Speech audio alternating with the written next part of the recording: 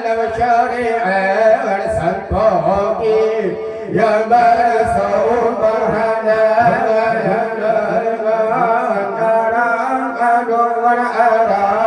agama dengan panasi gondonya sallallahu ala Muhammad sallallahu alaihi wasallam sallallahu ala Muhammad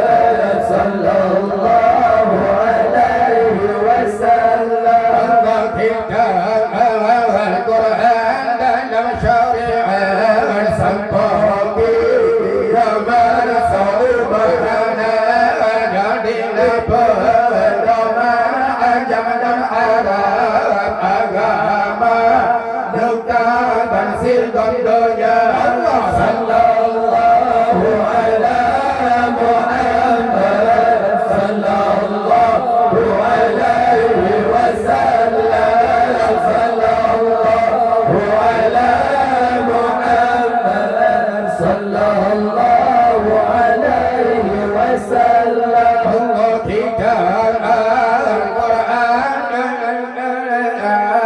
al-daman hudib orang beriman negara padadum ada saya hati baca bidang Al-Quran sallallahu ala Muhammad sallallahu alaihi wasallam sallallahu ala Muhammad sallallahu alaihi wasallam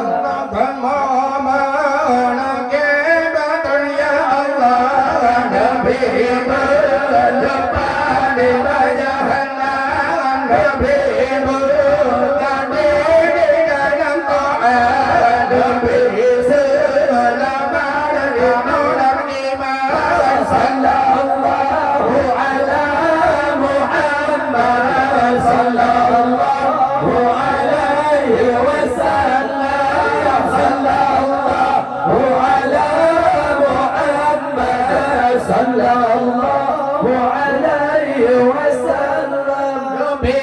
jurat bawate sukar nampur